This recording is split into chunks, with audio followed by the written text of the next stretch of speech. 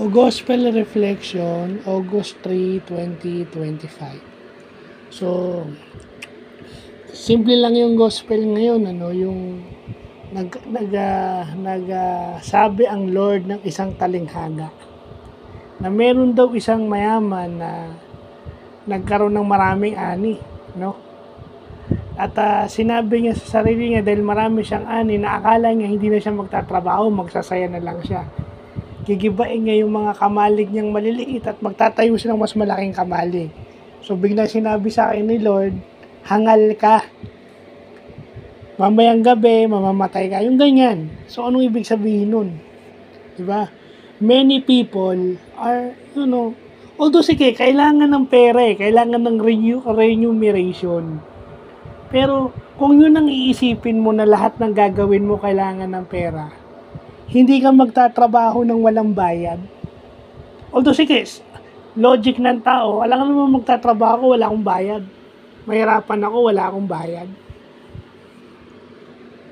Di ba? Wala man lang akong sinusweldo. Kasi hindi naman lahat ng trabaho, ito yun, hindi lahat ng trabaho, agad dito sa trabaho ko ngayon, hindi naman ako sumusweldo rito. Bakit nag-e-enjoy akong gawin? Because ang pagpapalang tinatanggap ko rito is something na hindi ko inaakala before. Gamit na gamit yung 3 diploma ko rito. Gamit na gamit yung 3 diploma ko, mas lalo na yung pangatlo.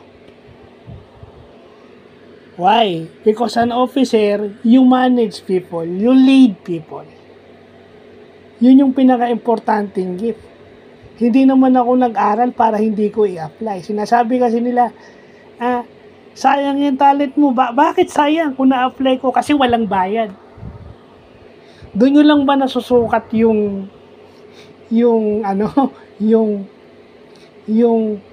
may talent ang isang tao? Lahat ba ng professional work may bayad? Kasi basketball, volleyball, maghihirap ka dyan at binabayaran ka ng malaki dyan. Pero ano na? Di ba? Sayang yung talent mo pag wala kang sweldo, kawawa ka naman. Pero sa akin, hindi ako kawawa. The mere fact na may na-accomplish ako at nakatulog ako ng mahimbing, okay na yun. Kasi, ito yun.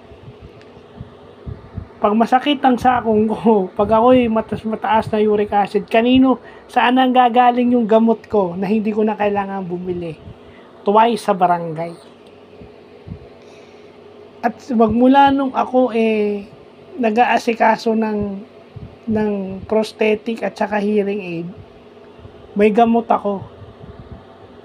At hindi pa ako nagkakasakit ng major ever since naging PWD officer ako. Hindi pa ako na ospital, wala akong nararamdamang hindi maganda ever since naging PWD officer ako back in 2016. Pero before I became a before 2016, nagtatrabaho at nag-aaral pa ako nun sa St. Francis. Doon marami akong nararamdaman. To be honest. Kasi blessing muna yung health mo Kaya sumakit yung inatake ako ng uric acid niya.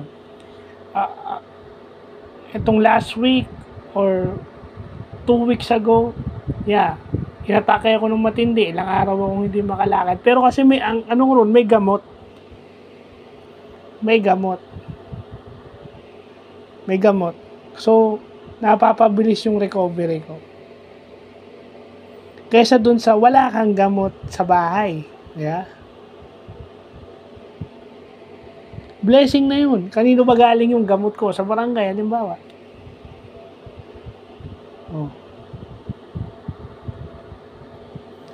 Hindi pera yung binigay sa akin ng barangay. Gamot. Na pag every time may masakit na sakong ko, masakit yung big toe ko, ayan na. Iinumin ko lang, after a few days, okay na ako. Every time na nakakalimot ako, may gamot. Isang box. So, yun ang isa sa example ko. Kasi lagi yung sinasabi, Ay, wala ka namang mapapala dyan. Kikita ka ba dyan? Bakit yan ang unahin mo? Eh, bakit doon sa mga kumikita? Bakit doon sa mga kumikita? Oh. Pag kayo ba nasa ospital, may pakialam ba yung HR nyo sa inyo? Pag nagsabi ba kayo sa HR nyo na may sakit kayo, meron bang taga-HR nyo yung dumadalaw? Siguro may dumadalaw na kasama nyo sa trabaho, kaklose nyo. Eh, paano yung hindi nyo kaklose? Siguro kung kaklose mo yung HR, dadalaw sa'yo. Pero kung hindi mo kaklose yung HR, or yung pinakamay-ari ng kumpanya, o yung isa sa mga higher ups o senior executives ng kumpanya, dinalaw ka ba? Nung ikaw ay may sakit? O, yun ang isipin nyo. Kinumusta ka ba nung isa sa mga bossing mo? Kahit man lang via messenger o video call? Or dinalaw ko man lang ba sa ospital? O, yun.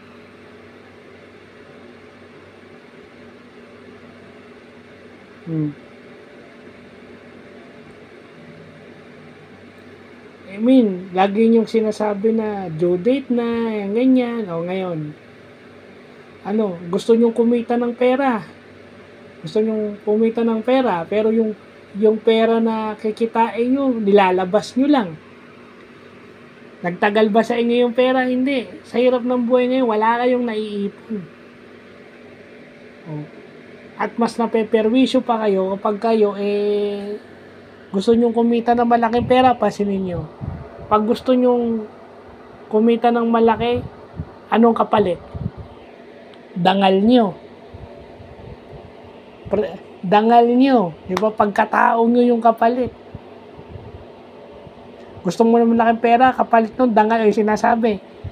Makakabili ba ng pagkain yung prinsipyo? Hindi nga. Hindi makakabili ng pagkain yung prinsipyo. Pero isip-isipin mo, hindi naman ikaw ay nabibilang doon sa tao na yun.